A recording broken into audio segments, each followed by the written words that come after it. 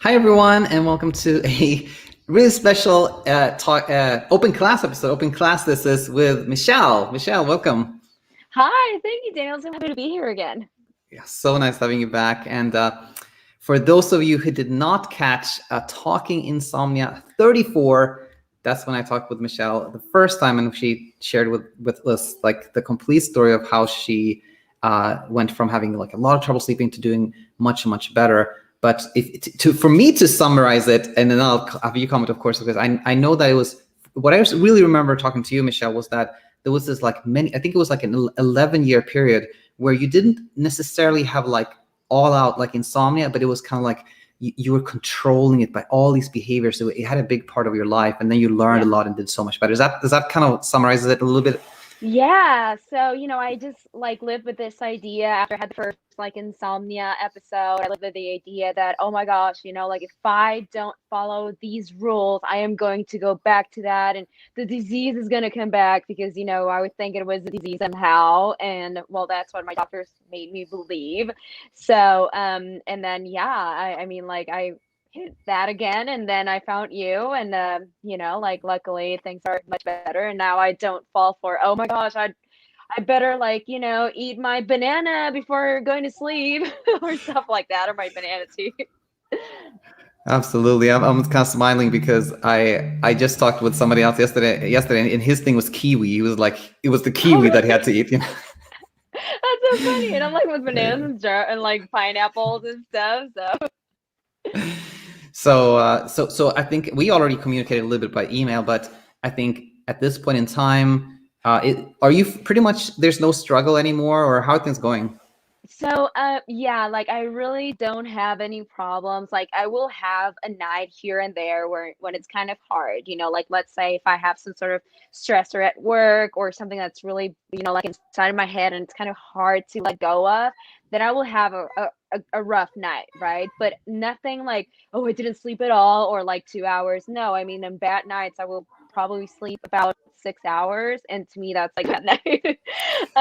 So I don't think it's like that bad anymore, so I mean, I'm just to grateful. me, like you don't have insomnia. Like you don't have insomnia because what you describe is like same for everyone, myself included. It's the same, really.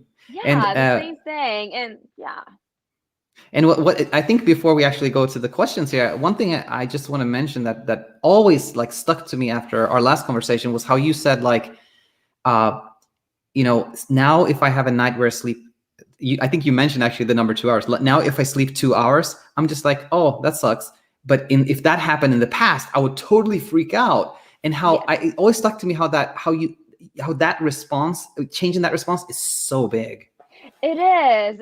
That's what helps me, if every time I have a hard time, I just you come to mind. Like I kid you not. It's always like Daniel's right here and he's telling me be friends, with being wakeful and being awake at night and wakefulness and all that. So I just recall that and I'm like, you know what? Because I will catch myself, trying to fight that again. Like, oh no, I'd better just reach out for the melatonin, it was working or whatever, right? Just trying to find the external thing. So I catch myself doing that, and I'm like, you know what? You really don't need that. Just remember what Daniel said, and I will just go and enjoy. I usually listen to music. I love listening to Enya. It just calms me down. I don't know, it is the best lullaby thing. You can call it a crutch or whatever, but it works. It just helps me. I enjoy the music a lot, so it just helps me put myself into focusing on the music. And oh my gosh, this is so lovely. And just like that, maybe sometimes it takes longer than other times, right? Sometimes it's really quick. After a few songs, I'm like, I think I'm sleepy enough. I'm gonna try to go to bed, and then I go to bed, and then I just pass out. Yeah. So nice. Love hearing this. And with that said, let's jump in here and look at our first question who is from my namesake, Daniel. And it's actually a pretty long email, so I think we can kind of break it up into some segments. So, and Peter, I said Peter here, but I think that will be next time, Peter. Okay. So Daniel says, hi, Daniel. It's Daniel here, smiling. I was your client for a while last year, and I'm reaching out to you for some advice, help. Daniel was also a BedTyme client. I had really bad insomnia, which lasted nearly 9 months of agony. It was mild and aggravated once I started CBT-I treatment with strict sleep restriction and stimulus control. It got so severe that I ended up with serious mental health issues like general anxiety and mild depression, and I had to deal with it while on high pressure work-wise and with 2 little kids at home, just me and my wife, no other family to help out as we live in the UK and I'm from Brazil. I had gone through 3 different CBT-I courses, which just aggravated the sleep anxiety and mental health issues. And so I think we should actually pause there, because you heard me talk about like how there are some real problems with that kind of traditional CBT-I approach where things are so strict and focused on numbers and can actually make things really worse. I feel so bad for Daniel, who did it 3 times, because we're always told it's like the gold standard. So from your perspective, Michelle, I think you can relate to that. Oh, 100%. Daniel, I understand you, like both Daniels.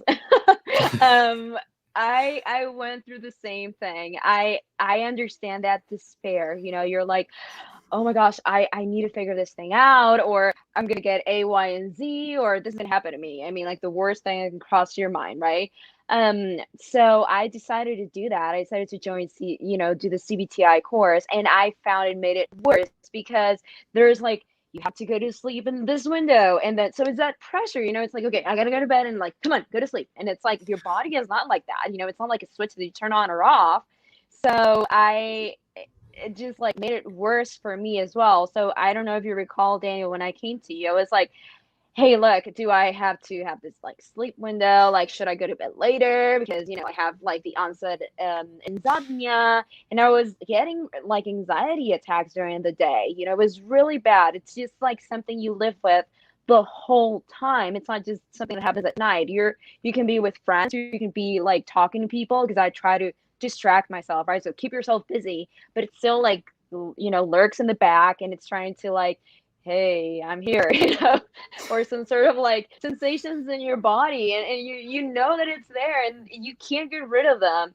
So I totally get what you are going through, Daniel, and I would like really recommend you go through another CBT-I course. It's gonna make things worse. I assume, it's like, if already 3, like, 3 is the charm, in this case the curse, if you want to call it. So like, like I totally understand. It doesn't make any sense. I think sleeping should not have any rules. There are some like basic stuff, of course, like you're not gonna be eating like habanero like before going to bed or stuff like that. It's gonna disrupt your stomach or something, right? Or be watching like horror movies. But always like, no, make sure that if you're not asleep by 10 minutes, within the first 10 minutes, you have to get out and then back in. You're doing all this, and some people spend the whole night up. So 100%. yeah, so I 100% disagree with Daniel's pretty much philosophy of like befriending wakefulness. 100%. And I it's always so helpful to share this not from me, who's kind of like preaching from the outside perspective, if you will, but hearing it from you, Michelle, and just, to clarify, like some people have done really well with CBT-I, but I think it's almost because they're kind of lucky, because for them, it became a way, okay, I spend less time in bed. Oh, I don't have to try so much. Oh, it's working. But what's working is that you're trying less, not that you're forcing anything. So let's continue, right? Yeah, no, and I agree. Just really quick. I think CBT-I may work for people who are not like so anxious. Like for people like me, I mean, like I've always been a very anxious person, like a light sleeper. Like everything is like very personal to me, and I worry and I have to fix it now, or So if you are that kind of like antsy, or like control freak or stuff like that, I think it's going to make things worse, because you're going to want to perform, because you're that of a perfectionist that you're like, why can't I just go to sleep like within the 6 hours that I have to? I have to just do this and then be like a robot. But unfortunately, that's not how things work. So exactly, 100%. Perfect. So let's continue. So Daniel says, how things changed. Well, I decided to follow the doctor's advice, and he had prescribed mirtazapine, but I was refusing to take it as I wanted CBT-I to work. I gave mirtazapine a go, and it helped me sleep as it made me drowsy. However, it stopped having any sedative effect from it very quickly, maybe after using it 5 times. All of the sedation stopped, and I could take it at any time of the day. It kind of helped me jumpstart my sleep, and I kept taking it on a very low dose, as I felt my anxiety was improving a lot and my mind was getting more relaxed with time. That's where I realized I had some mild general anxiety. From that point, my sleep kept improving gradually over time until I found myself not worrying at all anymore and sleeping consistently 6.5, 7.5 hours a day, every single day. What worked to me was to give up the CBT-I rules, and I would do what I wanted. After that, my sleep started to improve dramatically. But obviously, I kept to a minimum of waking up between 6:30 or 7 a.m. I have to do that to get my kids to school. Going to bed between 10:30 and midnight, and choosing to remain in bed calm instead of doing that sleep control. Sleep stimulus control is the most damaging to me, but with no strict rules. Another strategy I used was to start cultivating good thoughts and practice remembering good past events in my life. This would take my mind away and I would fall asleep in no time. I was so sure that I could fall asleep every day. My sleep confidence was very high, and I would only once in a while have a bad night of 5 hours of sleep. It happened now that last week my father-in-law contracted COVID-19 and passed away very quickly. Oh. All this generated a high, stressful, and sad situation here. My wife deeply distressed, and she couldn't even travel to Brazil to say goodbye. Besides, my father-in-law was a very big friend of mine, like a second dad, which I really loved, and this was quite stressful to me. Anyway, the fact is that after he passed away, I slept very well, still for about 5 days, and then suddenly I started waking up between 2 and 3 a.m. and not managing to fall asleep again and totally alert. I've been on this for the last 3 days, running on maybe 3 hours of sleep and feeling very tired. Now, this seems to have knocked my sleep confidence, which took a long time to build in just 3 days. I know that this stressful situation can cause sleep disruption, but why didn't it happen on the first Fridays? Another question most people, actually, we'll save the other question. And first, just kind of summarize here by saying, so what Daniel says really is that when he kind of abandoned CBT-I and did kind of like befriending wakefulness and what I teach here, he did really well up to a point where he felt really confident.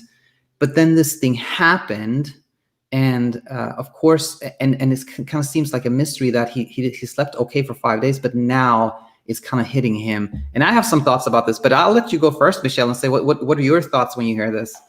Okay, so yeah, it's happened to me as well. I think sometimes our bodies take some time to adapt or something, or maybe some time for things to sink in. So we are probably pretty used to sleeping, and it's happened to me too. Like I've been sleeping, sometimes I sleep like 4 hours straight, not even waking up at all. And then something stressful may happen, and I may have a hard time that night, or maybe not. And then I may have a hard time maybe 3 or 4 days after, and I'm like, whoa, what's going on?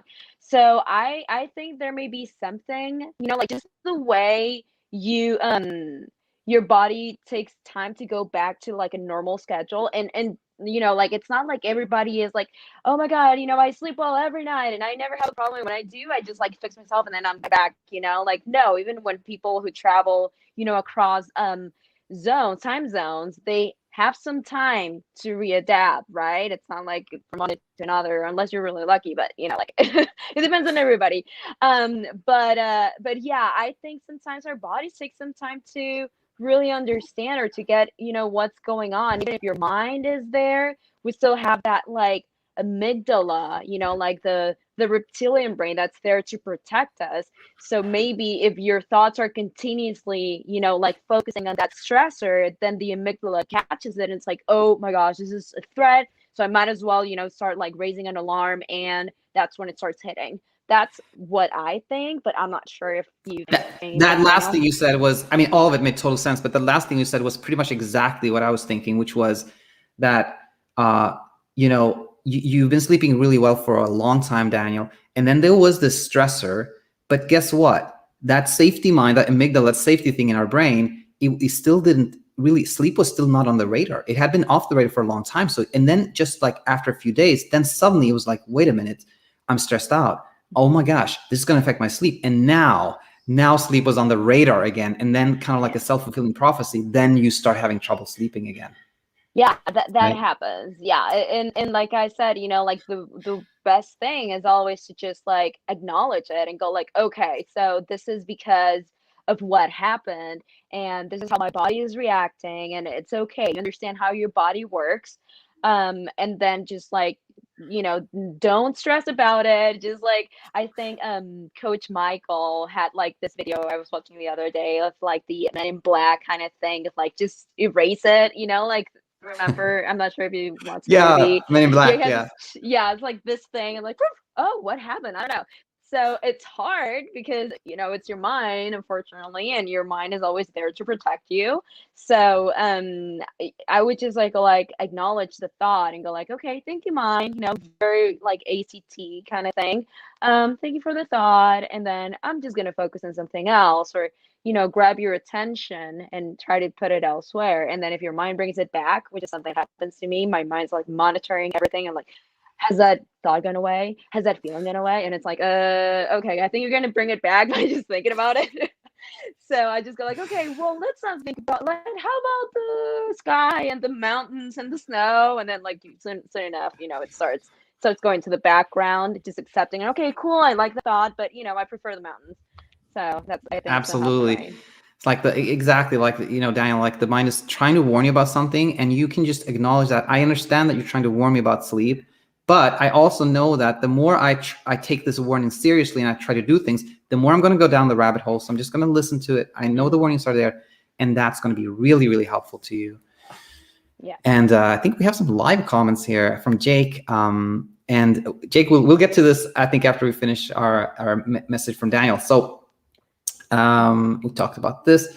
Another question. Most people get sleepy when sleep deprived. Let me see. I think, did I share this? No, I didn't share it. 1 second here. Most people get sleepy when sleep deprived. I'm different. The more sleep deprived I am, the more alert I become, and the more difficult it is for me to perceive a transition to sleep at night. It is impossible for me, for example, to fall asleep during the day. I have a strong circadian rhythm, I believe, and it keeps me awake during the day, no matter how sleep deprived I am. Normally, people would feel very sleepy with a night of sleep missed, which makes me feel like an alien. Sorry for the long email, Daniel. Anytime, Daniel, like I'm very happy you're sharing this. And I'll start off by saying this, that actually I did a recent video on this, like the difference between sleep deprivation and little sleep due to insomnia. Yeah, it's true. If somebody has absolutely no worries about sleep whatsoever, and they work 2 jobs and they have a toddler to take care of, and they only have 4 hours for sleep, and they're sleep deprived, they will feel really sleepy. Maybe they will be kind of like a type A person who they still don't sleep during the day. They still have that drive, but they will easily sleep at night, right? Mm-hmm. But I think what you're describing, Daniel, is not actually sleep deprivation. It's because it's what happens, like when you sleep little, you become really kind of start to be afraid, and you sleep little, and then you're like, oh my gosh, what if I sleep little tonight too? And then it's like this pressure. And then, so it's not really sleep deprivation that you're describing, is my general thought. But what do you think about this, Michelle?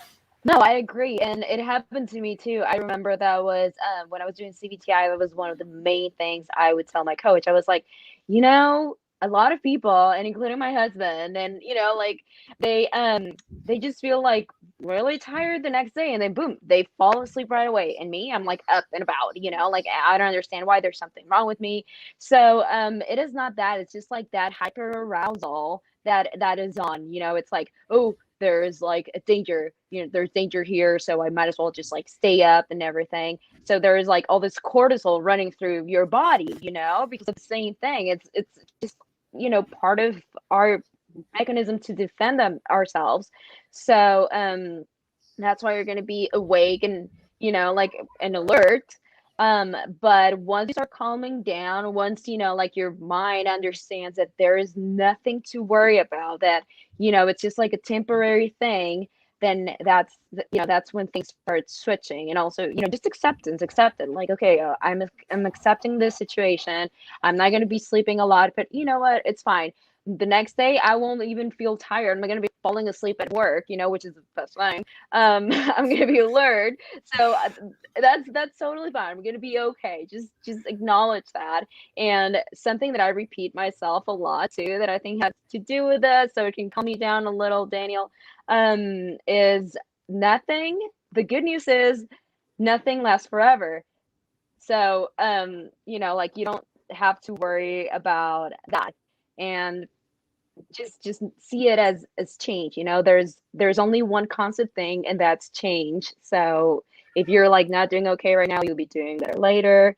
Just like just don't worry about it. Just enjoy it. Enjoy the night. To, make lemonades. If you are working on a project or something, then probably, I don't know, read about it or have a book or something. Just make it enjoyable, and then sooner or later your brain will get it, and it will start making you sleep. So that's what happened to me. 100%. And I think one thing that will help so much with, a lot of people like, how can I stop worrying about things? Well, that's a tricky topic, but one thing that really helps is understanding. So now when you hear that what you went through here is very typical and not strange, then you're like, oh, I'm not an alien. It's just, Michelle had the exact same thing. There's nothing strange. That helps so very much. I know. Every line that you were reading, I'm like, well, not every line, but like what he's experiencing, it's like, oh my gosh, that's just like me. I went to the doctor, same situation, so I totally understand that. I was kind of afraid, like, oh no, they're gonna put me on this, and how am I gonna get off of it? I don't want to become a junkie. So all these thoughts that go through your head, and you're like, I don't even know what to do. So just do nothing. That is it. That Always is the answer. Yeah, nothing. Let's jump into this one. It's live from Jake here. Jake Bolton. Hi, both of you. Just wondering if you have any tips on dealing with sleep anxiety. I no longer have insomnia, but I'm struggling with anxious thoughts about sleep despite sleeping well. Tried a thought download during the day, and it didn't do anything for me. Thanks again. What are your thoughts on this when you hear this, Michelle?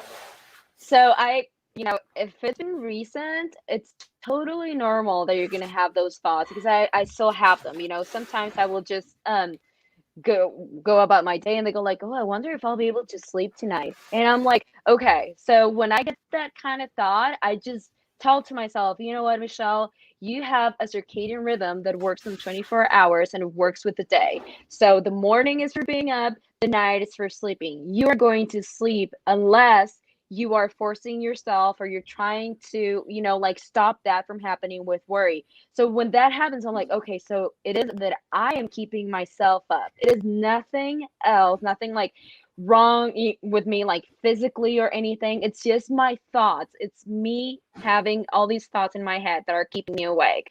So once I realize they're just thoughts, and that my nature, my biology is to sleep at night, just like animals do, like my dogs sleep, and they don't have insomnia, but it's because they don't have like that mind that we do, they're not like, oh my gosh, I'm remembering about the breakfast I had, and what if it had like lead in it, like my dog's not thinking that. So that's why he can't sleep at night.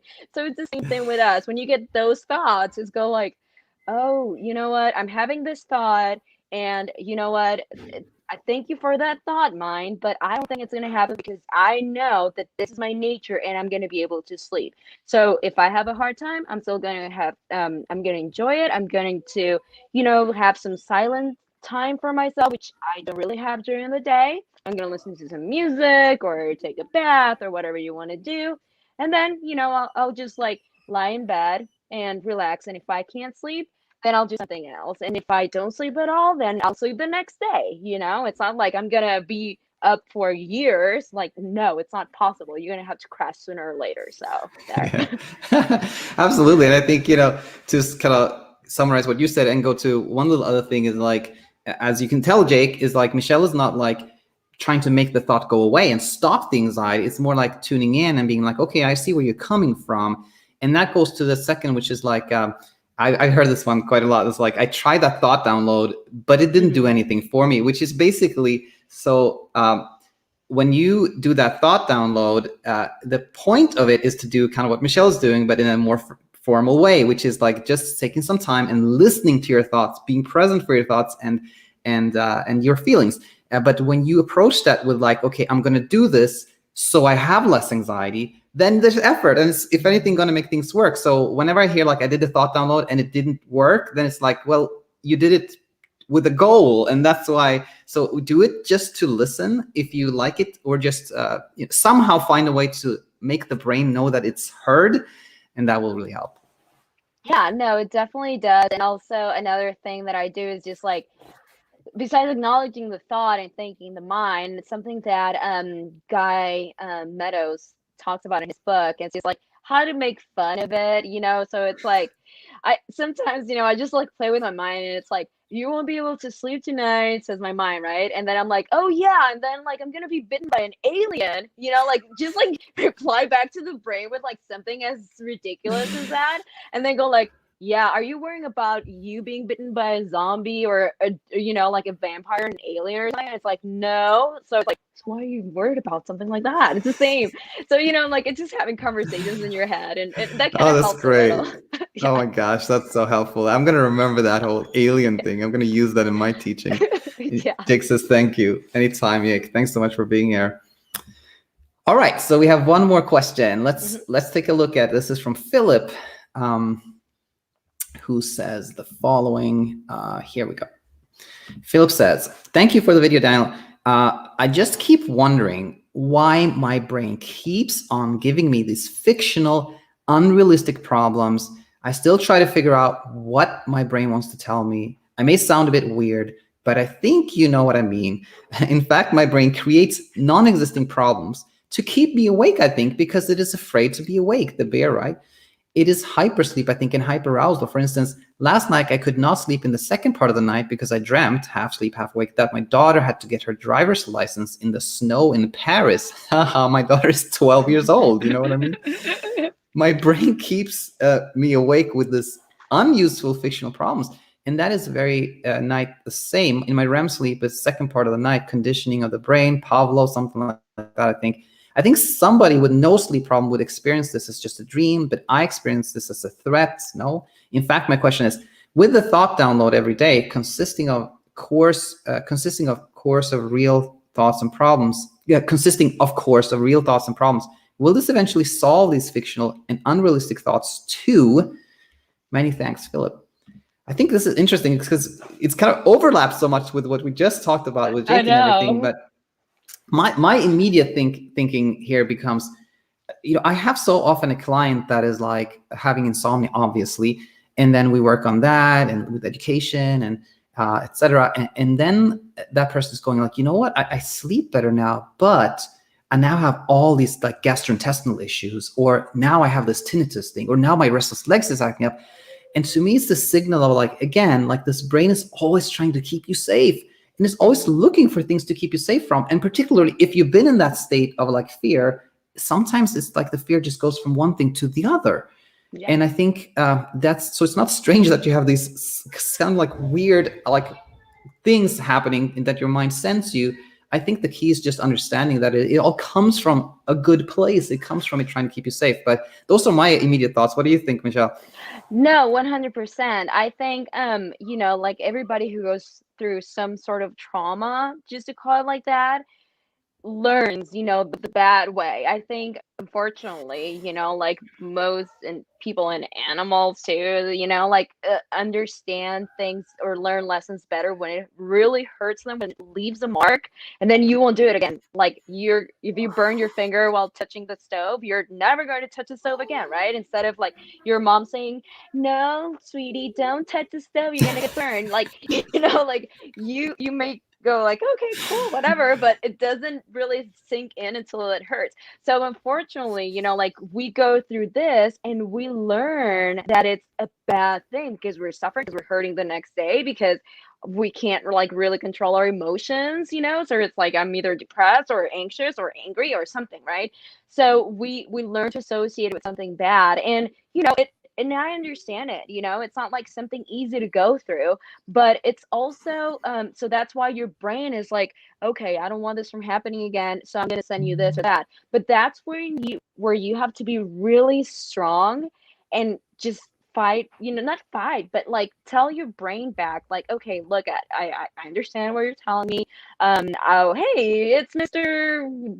Not in the stomach again. How's it going? Like just doing those kinds of things, which is something that, like ACT also talks about. It's just welcoming emotions and being funny and being like flexible with them.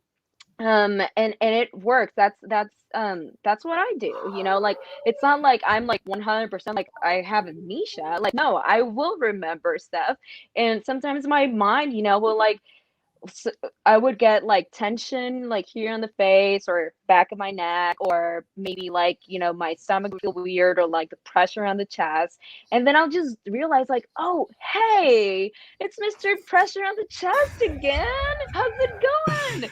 And then so like you pay attention to it and let it go, because then you're acknowledging it and you're telling your brain like, look, brain, there's nothing wrong, nothing to be afraid of, nothing to get rid of. It's just, that it's a friend. So, and then the friend, like kind of goes away after a while. So, like it's just your brain monitoring, to make sure that there's nothing, like going to hurt you at night and put you through that traumatic event again. So just understanding how the mind works and understanding that it's there to protect you and trying to like help you solve a problem, and that that it's trying to do that, and that you acknowledge it and you understand the sensations and how it works. Then once you know that, there's nothing to be afraid of. Just understand it, and also keep the beliefs in mind. If you believe that the pain in the chest is a heart attack, then that's going to make it worse, because you are your beliefs, right? So once you acknowledge that it's not a heart attack or whatever, it's just like part of that anxiety that you are feeling because you went through something traumatic and your brain is trying to keep you safe and everything, then you go like, oh, okay, that's fine. I understand what's going through and I don't believe it. So I know that if I do this, that, the other, I'll be fine. I'm not going to pay attention to it. There's nothing wrong with me. I'm going to sleep, period. 100%. Wow. I'm blown away. Again, it's like, first of all, the whole analogy with like your mom telling you like, be careful with the stove. Like that's not going to do anything, but it's like becomes this super strong trigger, of course. And then with all negative, you never want to have it again. And then that was a great analogy. And I also want to say that, this is like the fourth time I think that I'm doing this like open class with someone that I work with or somebody from the channel. And it's just amazing. Like you are such an amazing coach. It's amazing. But thank you. What was I gonna say? Oh yes, I want to finish there with saying that we already talked about this, Filip, about the thought download. That I think taking some time during the day and writing down your thoughts and feelings with no other intention than to just be present for them, I think can really help. But don't think of it as a means to an end.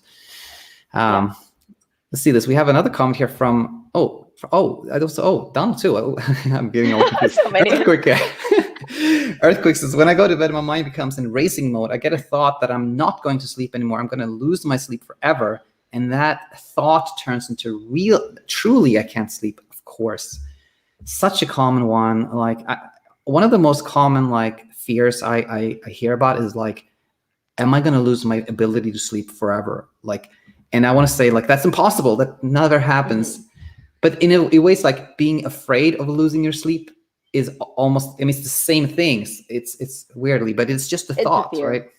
Yes, exactly. It's all just when you understand that your fear is going to keep you up, your fear and your anxiety are the culprits of keeping you up, then you understand to calm down, because you have to do the opposite. Like worrying, what is it going to do? Like it's not going to solve anything. It's actually going to make it worse. So that's, you just acknowledge that. Yeah. Acknowledge that it is fear. Don't try to push the thought away. And I think you might be Earthquake. You may be fairly new to the channel, but I don't know. But just spend more time here and learn. And I think you'll do really well. And here's Donald, a big support. A great episode. Love all the thought download talk. It's great to turn the thoughts into fun. Love it. This really does work. Yeah, perfect. It does. It's awesome. Just like welcome, like put nicknames on it, like I don't know, Mr. Not in the Valley, Mr. Chest Pressure. Yeah, like, hey, what's up? Just be like, hey, dude, and then like, yeah, it just like sometimes I just in case anyone ever gets this as well, I will try to go to sleep or something, and then I will start hearing my heartbeat, and then I'm like, I don't want to hear my heartbeat, because then I can't sleep because I'm literally like, tick, tick, tick, and it's like like the drop of the sink, it's like stop it. So then you can't stop your heart from beating, okay? So I just like listen to it, like, hey, oh, remember it's Mr. Heart. Oh yeah, Mr. Heart, how's it going? Then you just listen to Mr. Heart, and then like, oh, okay, he's cool. And then just like, it kind of like goes away, and then you stop listening to it. Then you get other sorts of thoughts, and you can start focusing on the mountains and the ocean or whatever else you want to focus on. But just pay attention to it, listen to it, and then it'll stop bugging you. It becomes the perfect like ending here, where we say like to everyone out there, listen to Mr. Hart. Listen to Mr. Hart and you do the world. Yeah. Perfect. Well, I want to really thank you, Michelle, for coming on again, and it's Yeah, been a thank you for pleasure. inviting me. Oh, thank you All so right. much. And you guys like really listen to Daniel. He's great. I mean, I had been through so much until I found him. He's like, ooh, every time someone has some issues like with sleep, I always go like, check out this guy. He is awesome. He fixed me. So go to him, believe him. Thank you. Bye, Bye. and everyone.